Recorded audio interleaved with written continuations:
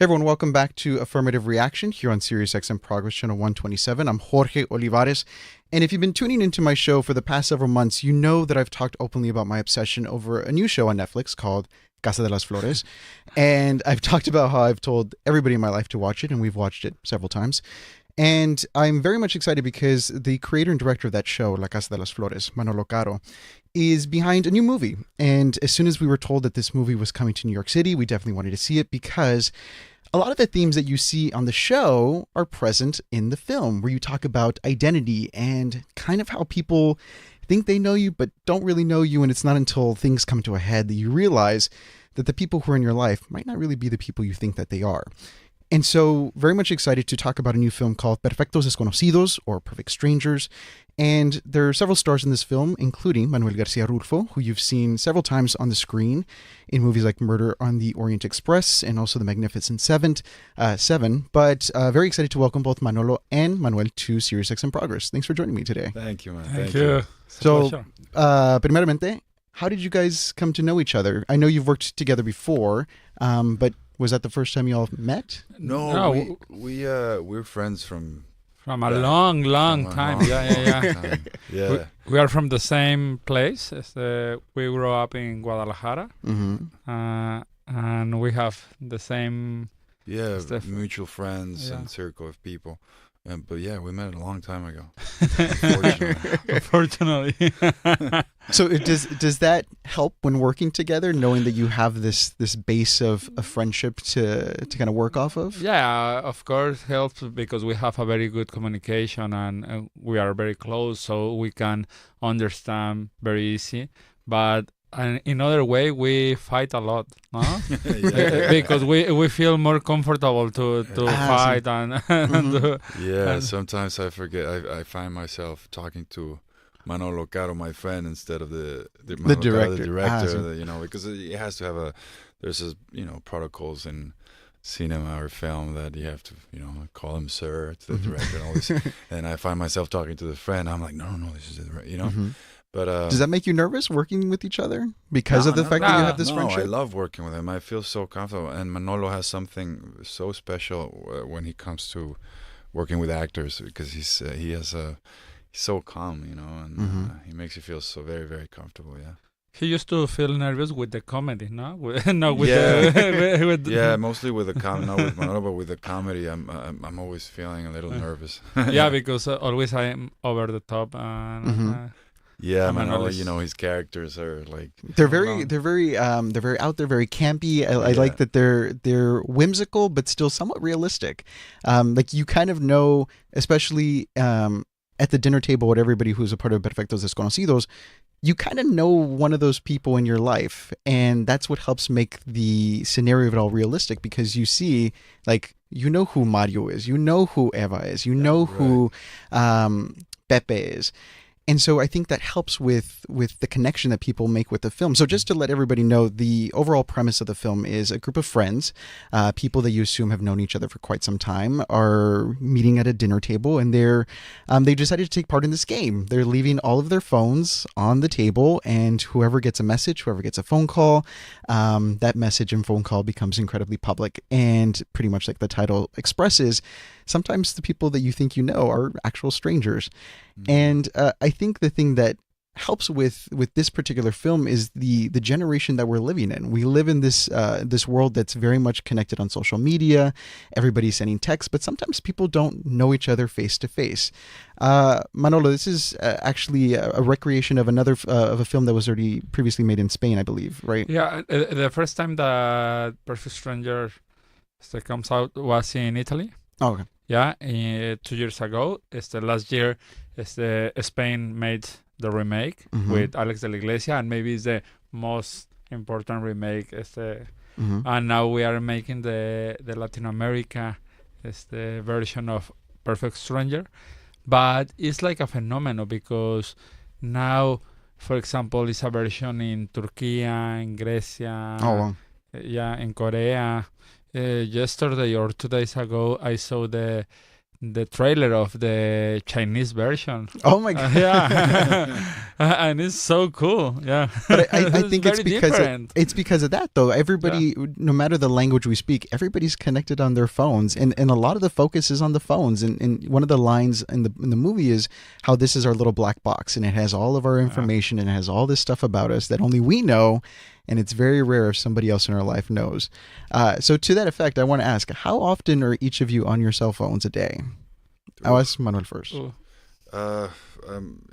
Too often? More than I would like to. It's a tool, a work tool. But then you have all these social things like Instagram and all these things that sometimes it's just a waste of time. But yeah, more time that I would like to. You también, Manolo? I'm addicted for Instagram. I'm a social media fan, no? But I want to stop it, and sometimes I say, okay, enough. It's time to connect with the real situation, no, in my life, because if not, I can spend all my day in the cell phone. For example, in Mexico, it's very common WhatsApp. See? WhatsApp, yeah. I mean, even with my parents, even though my parents are in Texas, everybody's on WhatsApp. Everybody's using WhatsApp, because it makes communication a little bit easier, even though I think part of what you talk about in the film and what has been part of a larger conversation is, even though we're all connected, we don't really know each other as well as we think that we do. And we assume that because that I can have you on Instagram or on Twitter or on Facebook and on WhatsApp, that I know you very well, but I really don't. And that happens even within families, which we see both in Casa de las Flores and also here in Perfectos Desconocidos.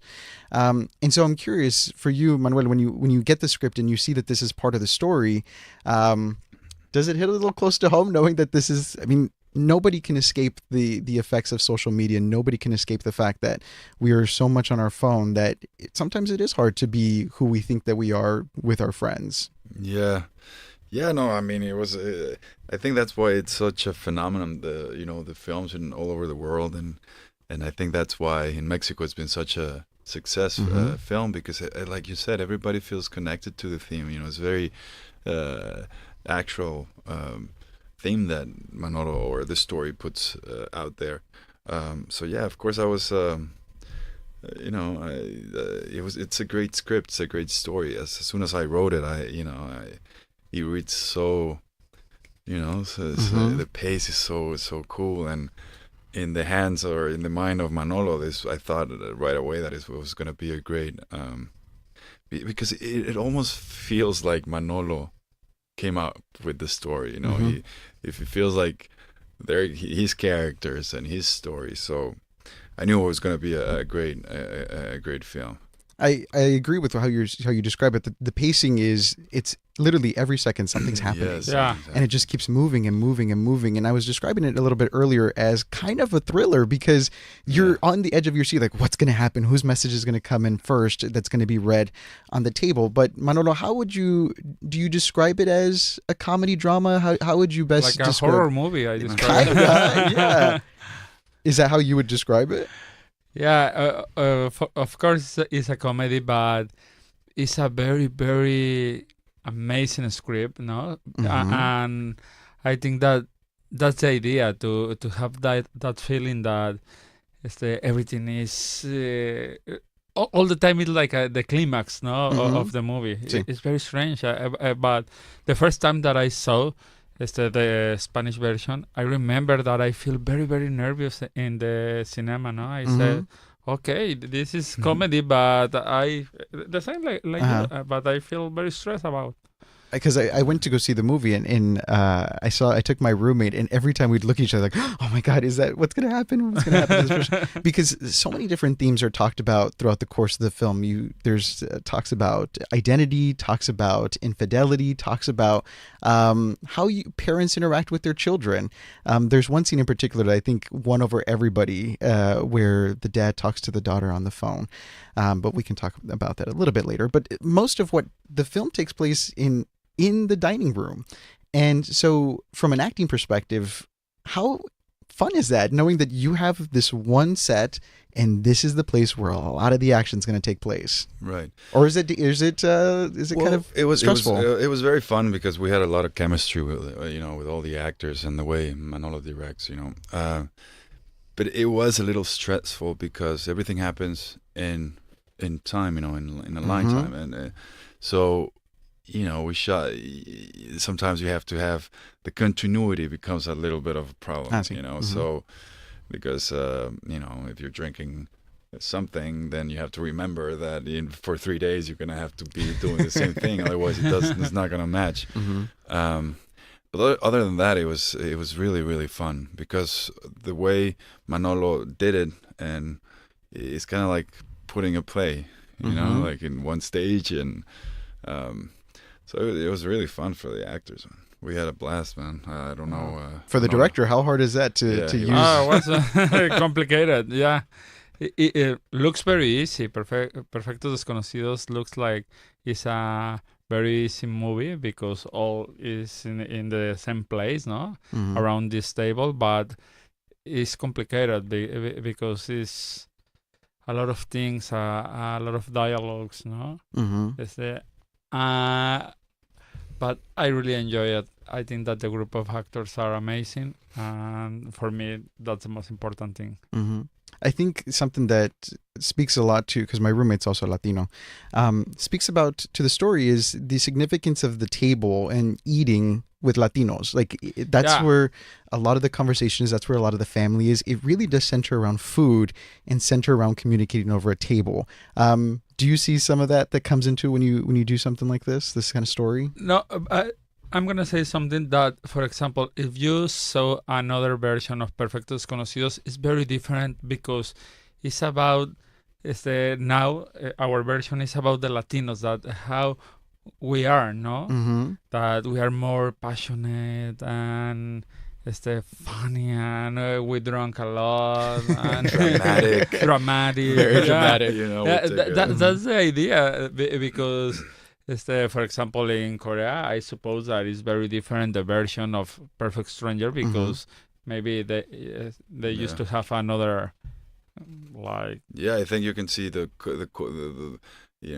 cultures, how the cultures are just by watching the same script. It's very interesting. But yeah, definitely, because I saw the Italian version, and it's very, like Manolo says, the Latino Manolo's version is very, it's more.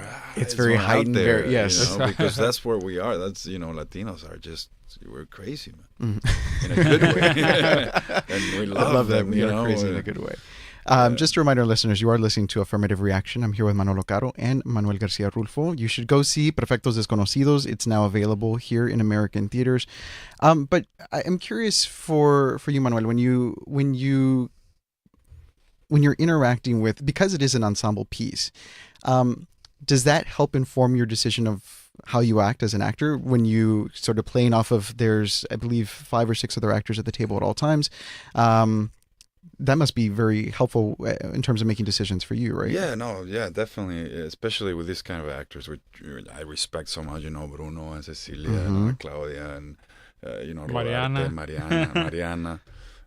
It's so easy. I don't want to sound cheesy, but you just have to be present. You just have to be in the moment and react, and just listen to what they're saying and just react to it. I think the interesting thing is there are a lot of conversations that happen at the table because of the messages that are received, that are similar to conversations that I know that I've had with my friends or with my family members. And a lot of that has to do with the issue of identity. And when somebody says a word that kind of offends you, and then you start to have a conversation. So just to, I guess, kind of put it out there and be clear, there's a conversation about homosexuality, and somebody uses the word maricón, which translates to faggot in a lot of spheres here in this country. And I think there's a very honest conversation that is had among the friends that mirrors a lot of the conversations that some of us have had to have with loved ones. And so for you, Manolo, because there's a lot of incorporation of this theme specifically in the work that you do. Talk about the importance of that and the importance of incorporating it, because I think for Latino communities, it's still very tough to talk about LGBT identity. Yeah, if you saw my series, or my other movies, for me it's very, very important to talk about this because it's part of my life for sure, but I don't know how to explain it in English, but it's like a asignatura pendiente. Es algo con lo que yo he querido, es una bandera que me gusta defender, y que me es importante, porque son temas que pareciera, que están censurados, en la mesa, ¿no? O pareciera que si no los tocas con la familia, nadie se da cuenta. And I think, so I've been out to my family for 15 years. I've told my parents a long time ago. But when I went home for Thanksgiving, a part of what I wanted to do is I wanted to watch Casa de las Flores with them. Because one, I wanted them to see how it was, because we've grown up watching novelas and comedies like that. But it was an opportunity for them to see how there's an incorporation of queer identity, and it's so easy, and it's so it's just matter of fact. It just is what it is. It's not this huge thing that everybody has to really focus too much on. And when it was done, I was happy knowing that they completely understood it, they completely got it, and there were no weird questions about identity that I think a lot of people would have been scared to have years ago. So thank you for that. Yeah, for me, this is the most important thing that the people start to talk about with the normality that we need to do it, because it's normal. So we need to change the idea of how we, because for example, when the people start to talk about the homosexuality, for example, they put seriously, no? And I said, okay, no, well, let's go to do it in a normal way, and it's gonna be fine, because it's part of our life. Yeah, especially in 2019. Yeah. It's hard to avoid. I think something that people still find it very hard to talk about, I think these are the two things that everyone understands are hard to talk about at the table, but it's like money and politics. And there are some times in this film, Perfectos Desconocidos, where they do talk about money and Manuel's character and how he's making money, but there's not really talk about politics in the way that we kind of think politics, like the bread and butter politics of, this politician or that politician. But I think the themes that are discussed are very political, where, one character talks about cosmetic surgery, another character talks about the idea of parenthood. And I love the way that politics, quote unquote politics, is brought into it, but the politics of social issues in how we go about our daily lives. And I think that's part of the strong suit of the film, in that, you face these two topics head on, politics and money, that you're said to never talk about, but still talk about it in a way that gets the audience thinking, which is very, very fun and exciting for me, I would say. Yeah.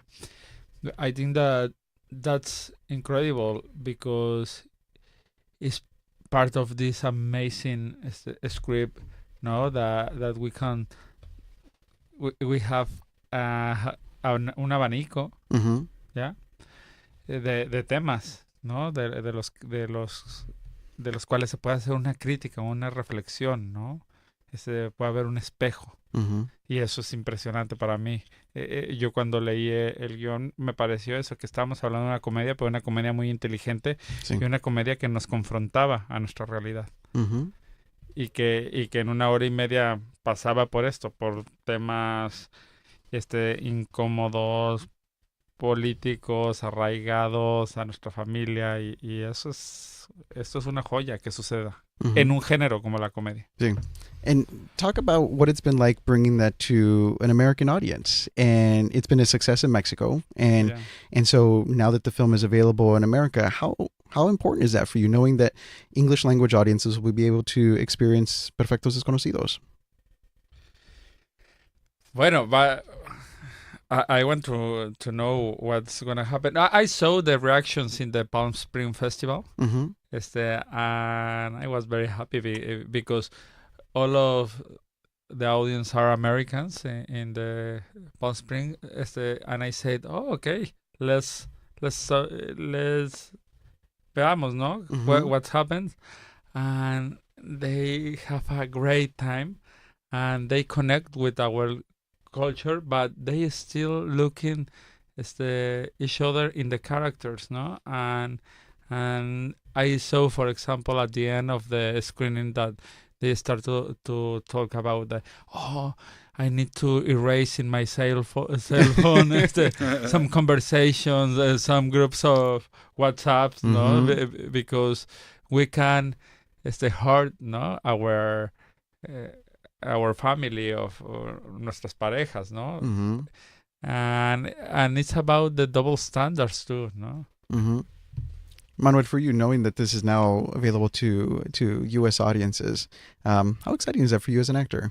It's very, very exciting. Of course, more people, we can reach, the better. Of course, that's where we do things.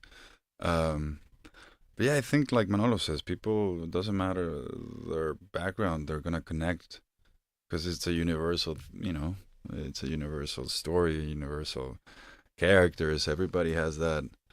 Like you said, that kind of friend, and they're gonna feel, connected to them. So yeah, it doesn't matter if you're Latino, Anglo-Sajon or whatever, you're gonna like it. And part of the other themes that I think I haven't really talked about so far is it talks a lot about friendship and how we define friendship and who's our close friend, or how we even define close friendships. Because by all accounts, you think everybody who's at the dinner table are very close friends who've known each other for years and years and years, but maybe that's not necessarily true. I don't think you really know each other. I mean, you never know. I mean, even when your mother or your sister or whatever, you have your closest friend, you still have secrets. You don't really know. Yeah. Because I think it's healthy to have some secrets. Yeah. Huh? To have is you're part of your identity, of your essence, I guess. Yeah. And it's fun to have secrets as well. It kind of is know that only you know it. Yeah. But speaking of secrets, I have to ask Manolo about Casa de las Flores, which is full of secrets. But you've announced that there's going to be a second and a third season. And so what can we expect? Because I know even all my Latino friends have seen it. I told everybody in my hometown to see it. So I know most people in my life have already seen it, and they're very much excited about what to expect coming forward. Is there something that you can share about not too much, because Netflix killed me. But we are very, very happy. We start to shoot in 2 weeks. Oh, wow. Yeah.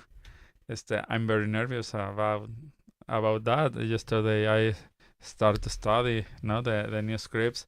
I'm very happy with this second season because it's more like hilarant, and the topics that we put it in the scripts are more criticized.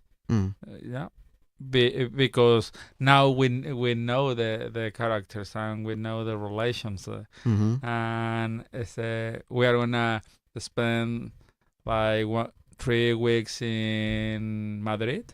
Oh, wow. So you can imagine what happened. If you've seen the first season, you know what the importance of Madrid. But I can't talk about the second season because it's important to keep the secrets of the series.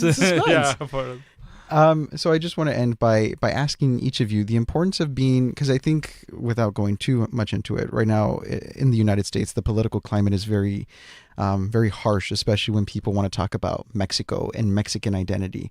And so for each of you, just talk about the joy of being Mexican right now, and the joy of being able to be creatives and celebrate Mexican identity. Well, imagine having, people like Manolo, directors like Manolo, like Alfonso Cuarón, taking the globe. It fills me with pride, and